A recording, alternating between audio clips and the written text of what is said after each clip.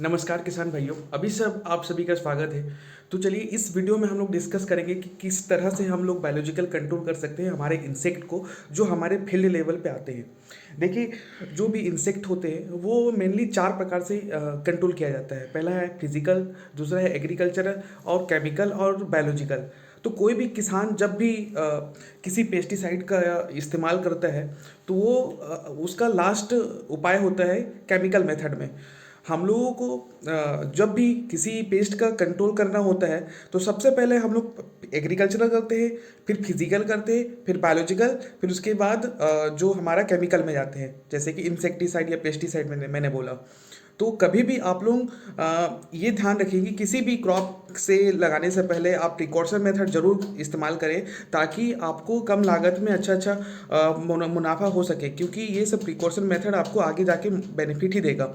तो बहुत सारे इंसेक्ट ऐसे हैं जो हमारे जो सुंडी होता है, लार्वा जो होता है उसको, या जो चूसने वाले जैसे कि एफिड हो गया, वाइट फ्लाई वगैरह, इसको कील करता है, खाता है। जैसे कि हम लोग बात करें, अगर हम लोग फिजिकल में, तो फिजिकल में बहुत सारे मेथड हैं। वैसे कि फिजिकल में हमारा फेरोमेन ट्रेप आ गया, स्टिकी ट्रेप आ गया। ये क्या करेगा कि आप लोग जो उड़ने वाले क्रॉप होते हैं, उड़ने वाले जो पेस्टिसाइड पेस्ट होते हैं, उसको वो चिपका देता है अपने स्टिक में। तो ये हो गया हमारा फिजिकल में।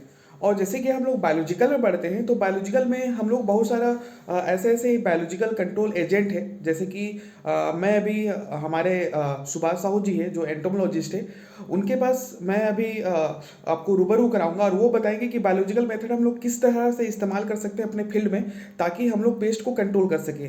तो नमस्कार सुभाष जी, आप हमारे दर्शकों को बताइए कि किस तरह हम अपने पेस्ट को कंट्रोल कर सकते हैं एज ए बायोलॉजिकल मेथड। नमस्कार किसान मित्रों, मेरा नाम सुभाष साहू है और मैं कृषि महाविद्यालय अंबिकापुर से बोल रहा हूँ। और जैसे संस्कार जी ने बोला कि बायोलॉजिकल मेथड से आप कंट्रोल यानी कीटों को कंट्रोल कर सकते हैं और इकोसिस्टम को भी अपने जो बनाए रख सकते हैं। तो इसके लिए क्या है कि बायोलॉजिकल कंट्रोल में तो बहुत सारे मेथड है।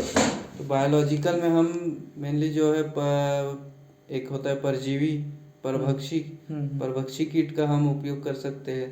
तो परभक्षी कीट में एक है अपना जैसे ग्रीन लेसविंग है, ये भी कंट्रोल करता है अपना एफिड को, और जितने भी चूसक कीट है उनको कंट्रोल कर लेता है।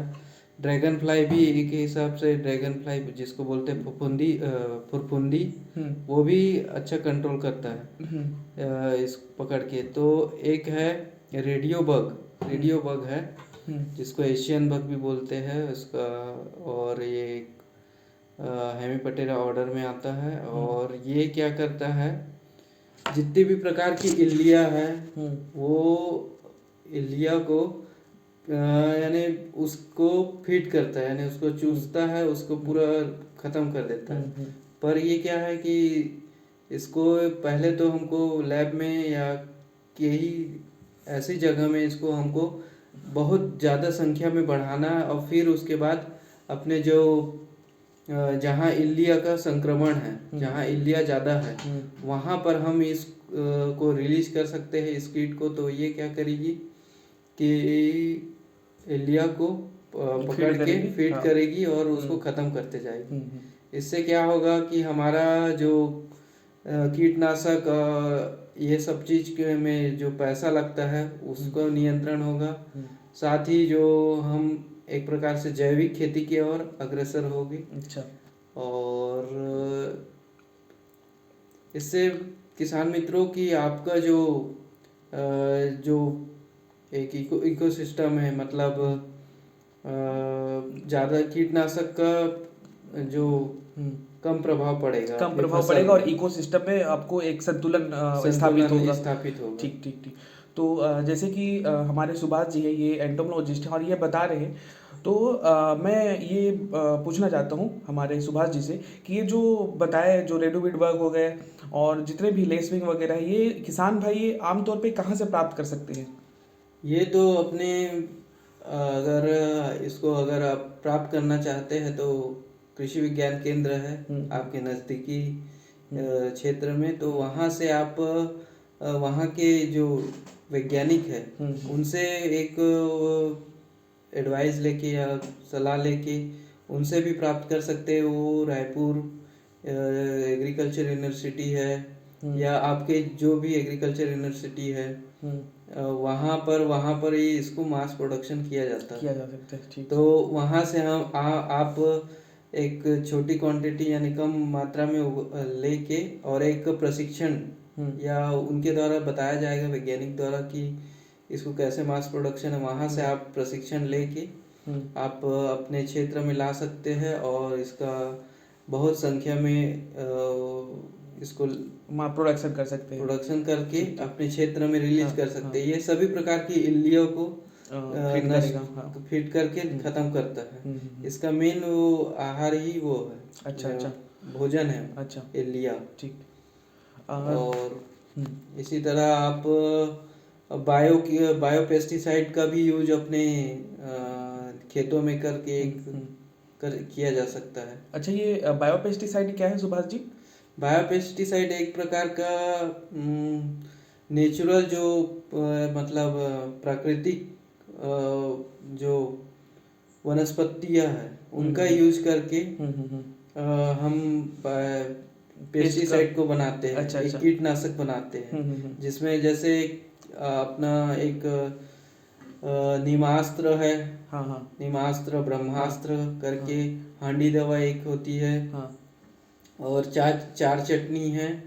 तो ये बनाया जाता है। जैसे चार चटनी में आप, ये तो इल्लियों के लिए बढ़िया है, जिसमें एक अगर कम क्वांटिटी में बनाना है तो एक पाव अदरक और एक पाव प्याज और एक पाव लहसुन और एक पाव हरा मिर्च इस और 1 लीटर अपना पानी और जितनी जो मैं बताया हुई 4 प्रकार की चीज़ें, इसको अच्छे से कूच लीजिए सिलौटी या मिक्सर ग्राइंडर में अच्छे से, और 1 लीटर पानी में इसको डाल दिए 24 घंटा के लिए।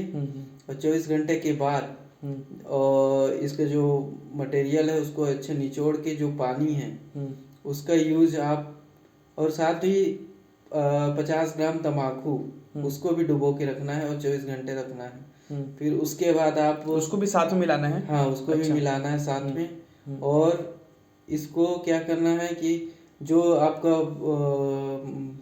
सोल्यूशन तैयार होगा 1 लीटर का के आसपास का, तो उस सोल्यूशन का यूज आप अपने खेतों में कर सकते हैं। मतलब 5 या 10 ml 5 ml के लगभग 5 ml प्रति लीटर यानी पानी में मिला के स्प्रे कर दीजिए जहाँ इल्लियों का संक्रमण है, उसमें भी यूज होता है। इसी प्रकार से हांडी दवा का भी यूज कर सकते हैं। नीमास्त्र, नीम के करनाल और नीम पत्तियों का एक घोल बना के भी आप अपने स्प्रे कर सकते हैं, ताकि बहुत हद तक नियंत्रण करता है। और जब नियंत्रण से बाहर हो जाता है तो तब हम केमिकल का यूज करें तो बेहतर है। अगर स्टार्टिंग में हम केमिकल का यूज करना चालू कर देंगे तो वो अपने लिए भी और साथ ही पर्यावरण के लिए भी एक नुकसानदायक हो, और बजट से भी बाहर हो जाएगा। बजट से भी है, छोटे किसान भाई को करना मुश्किल होता है, कभी पैसा नहीं रहता, ये भी एक कारण। तो ऐसे ये थे हमारे सुभाष जी जिन्होंने ये सब बताया हम लोगों को कि जो बायोलॉजिकल मेथड, फिजिकल और एग्रीकल्चर मेथड से किस टाइप से हम लोग अपने पेस्ट को, अपने जो फील्ड में जो भी कीड़े रहते हैं उसको किस तरह से कंट्रोल कर सकते हैं। अगर इसको जितना भी मेथड है उसको सेपरेट वीडियो अगर आप लोगों को चाहिए तो प्लीज़ वीडियो के नीचे में कमेंट करिए। आप लोगों को अलग अलग सेपरेट वीडियो आप लोगों को दिया जाएगा और इस ग्रुप के माध्यम से आपको शेयर किया जाएगा। तो अगर जो भी किसान भाई ये देख रहे हैं तो और किसान भाइयों को भी जोड़िए इसके साथ, और सभी लोगों को इस वीडियो को शेयर करिए। तब तक के लिए मैं विदा लेता हूँ। धन्यवाद।